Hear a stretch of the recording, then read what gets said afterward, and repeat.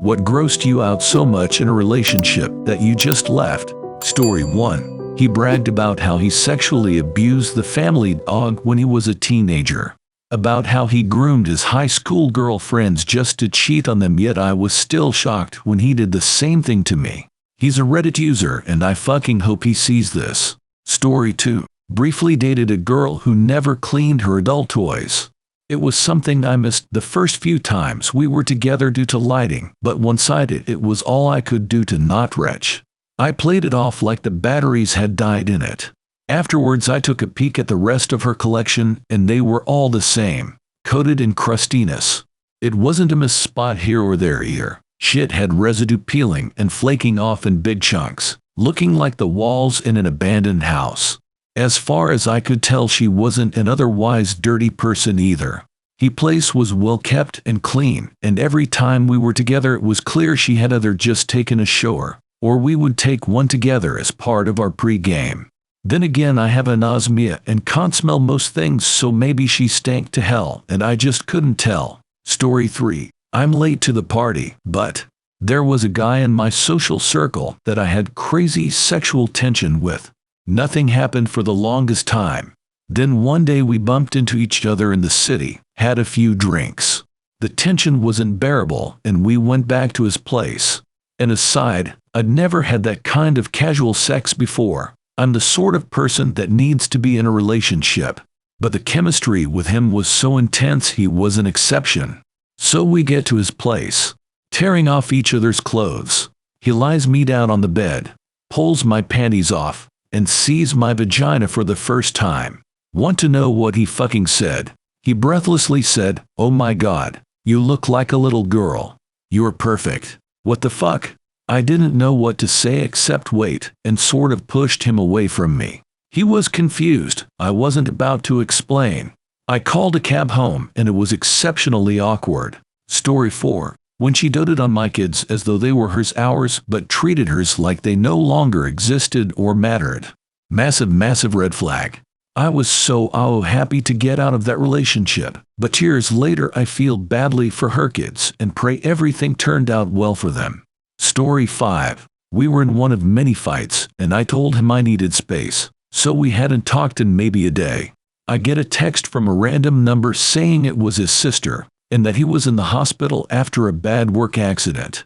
I ask which hospital, knowing that it is him texting me using a number app, lying about being injured, but you never know. Maybe it's real. She tells me the name of the hospital and then sends me a picture of just his legs, which are bruised, but they looked like how his legs always looked. And then she says this is the last picture they took of him before he was life-flighted to the hospital. She said he had severe head trauma, a cracked skull, and his back was likely broken in several places.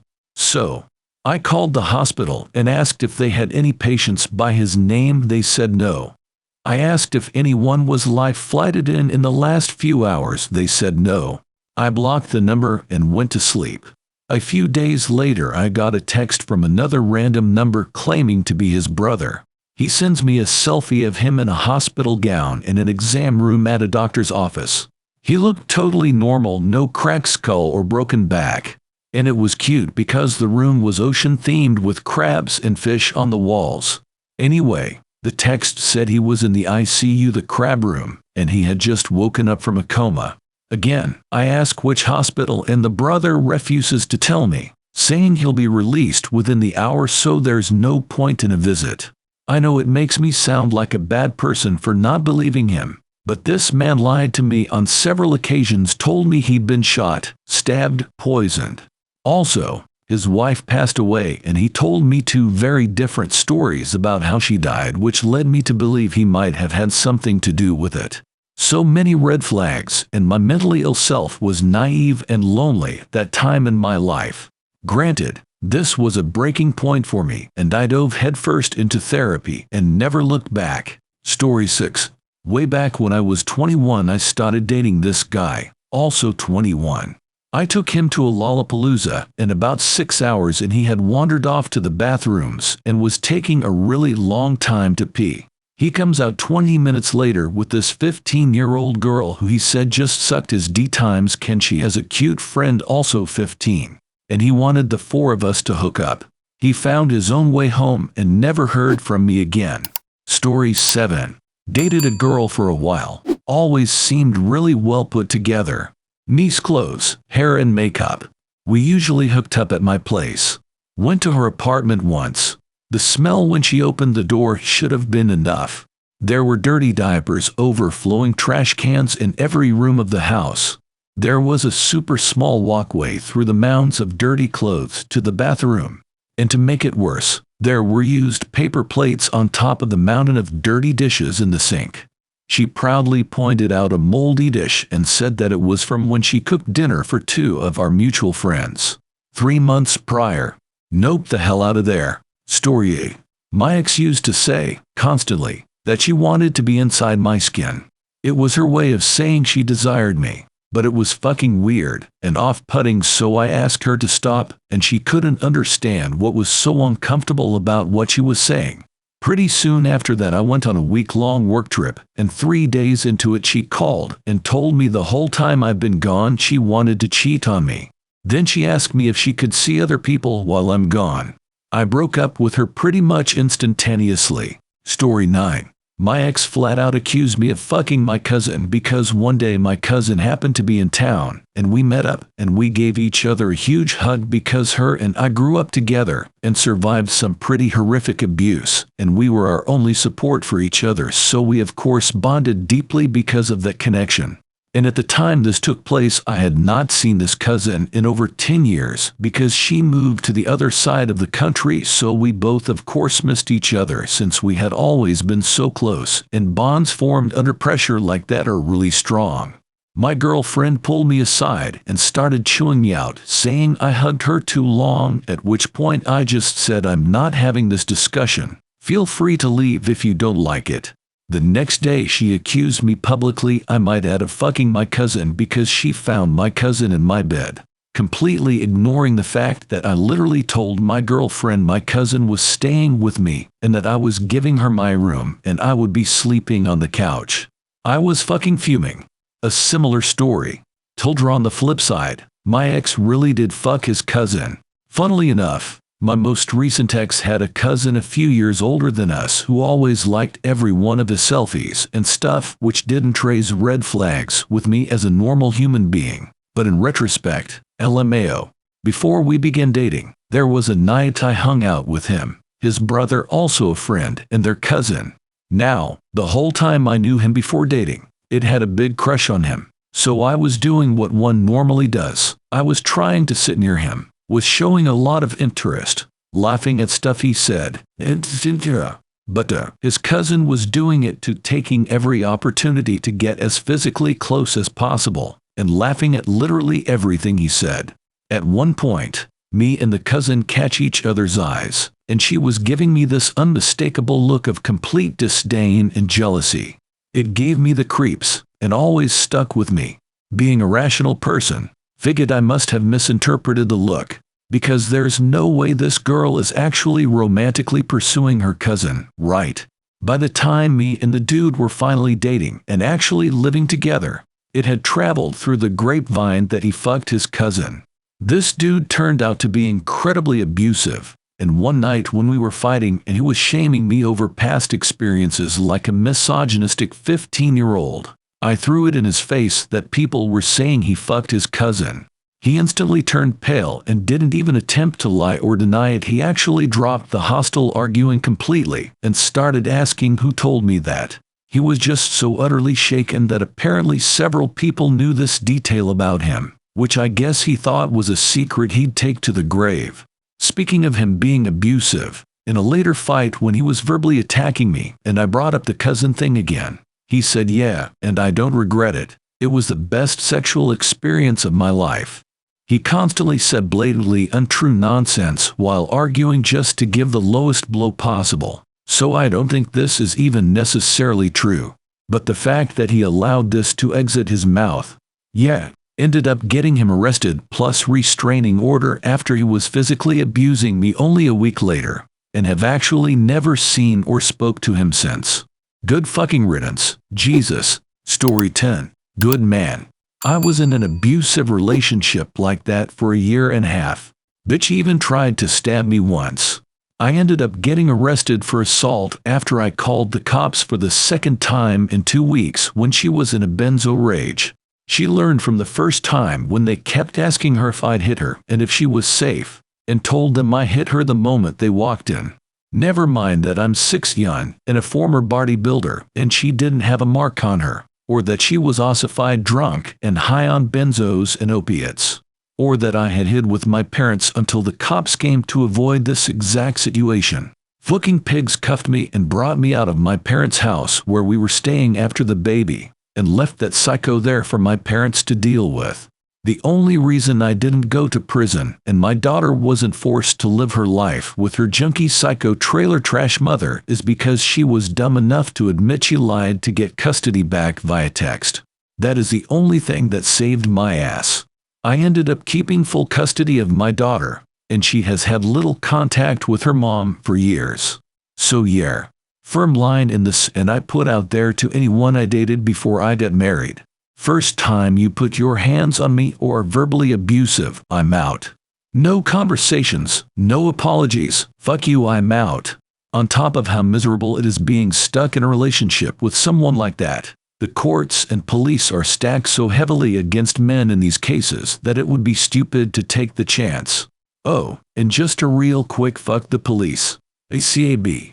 Story 11. He showed me, with excitement, a box of things he'd been collecting from me without my knowledge. This included strands of my hair taped up neatly, bobby pins and hairpins I had in from prom, my fingerprints and saliva sample that he took out of the trash from our forensics class experiments. He thought this was a romantic gesture or something, but it just made me really realize how creepy and obsessive he is. He was also very controlling and got jealous mad at me for hanging out with my sister, or spending time on my laptop or with my dog. And he also admitted to me that he stalked my FB interests to pretend he knew and liked what I liked, researching the games I played and music I listened to so he could bring it up in conversation. Total psycho. Story. Well, I showered at his place after staying over and I asked for a towel. He gave me one which had literal skin flakes on. I asked for a clean one. He asked what I meant. He did not realize that you need to wash towels because they just have water on them, so they clean themselves. Story 13. My ex would threaten suicide anytime things got tough in our relationship.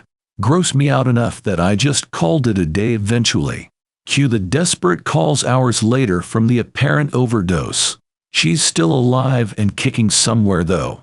Story 14. My ex used to do this. She jumped off my balcony 7 floors up the night I finally broke up with her.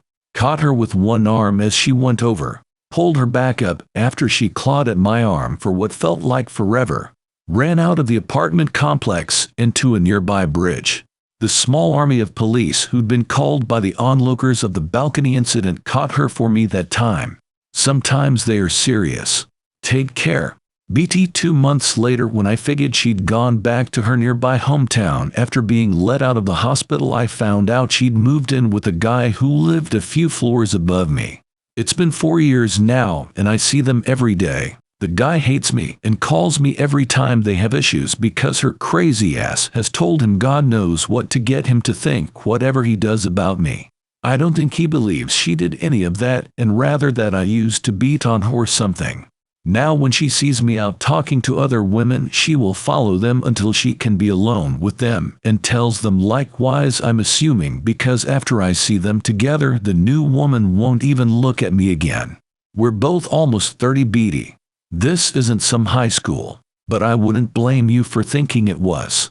My life has been absolute shambles because of the woman.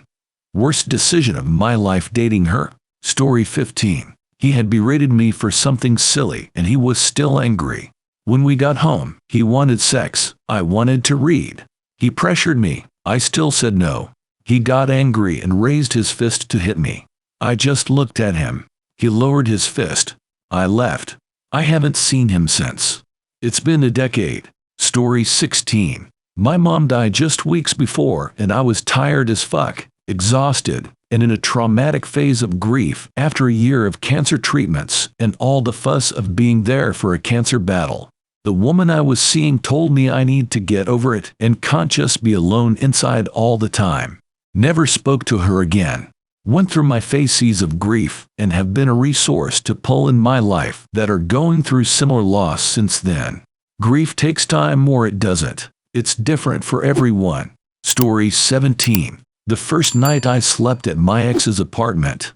I woke up in the middle of the night to an extremely loud scraping noise. It was inside my ear. A roach had crawled into my ear and was scraping against my eardrums with its legs, antennas, whatever. It was the most awful feeling I've ever experienced. I used tweezers to try to get it out, and when I pulled them out after a few times, only half the roach came out. Had to go to the ear to get the rest out and get antibiotics. I had a horrible ear infection for a couple of weeks. The worst part was her saying it happens to my son all the time. Like woof. Found out she had for wrappers and trash under her bed. Clean your fucking house. It has literally haunted me and given me PTSD. When I'm sleeping, if I hear the slightest noise, I jump up and swat uncontrollably around my head ears. My wife was shocked AF the first time I did it when we were dating, but since I told her, she fully understands. LOL. Story 18. I had one of those. Blind date. We went out 3 times. Maybe 4. She stalked me for 11 years. Drove hundreds of miles every weekend or 2 just to lurk in the parking lot of my college dorm. Drove past my house. Always found me when I moved. Kept coming around after I was married. Kept coming around after she got married. She sent letters saying she's leave her husband in a heartbeat if I asked her to. The amount of time she invested into driving must have been crazy because we never lived close. It was always at least 45 to 60 minutes one way for her and a little over 300 when I was in college. For as many times as I'd see her drive by or park down the block, I'm more freaked out with how many dozens, hundreds of times I didn't see her. There was a point for almost a year when I didn't see her, and then I discovered that she's gotten a new car. How many times did I not notice her that year? Once a month, once a day. She finally stopped when her husband had a heart attack. I think she finally realized how much she loved him and left me alone mostly. I still get texts asking how I'm doing, though I work with the public, so my phone number is on billboards and flyers. I never respond. So if we count the current texts after she stopped physically stalking me, I've had a stalker for 28 years. And since everyone asks why I don't just block her, it's because I sincerely believe she would warn me if she was going to do something. I don't know why, but if she ever went off the deep end, like if her husband died or something, I have a feeling she'd tell me she was coming to kill my family, to have me all to herself or something. It's essentially been over for almost 2 decades, and I'm still fucking paranoid and playing her game. It's not fun. Story 19. Junior year in high school, I got a girlfriend for the first time. She was popular, beautiful, and out of my league. She took my virginity, and I was crazy about her. The more I got to know her on a personal level, the more I believed that she wasn't that great of a person. Her family was beyond obnoxious, but a small price to pay for a horny teenager. About 6 to 7 months into the relationship, I had dinner with her family at their house. She insisted her older brother tell me this hilarious story. He goes on about how after gym class one day he was left alone with a mentally handicapped student. He tied him up with a volleyball net and left him stranded in the gymnasium screaming. The entire family was howling, laughing, listening to this. I broke up with her a couple days later.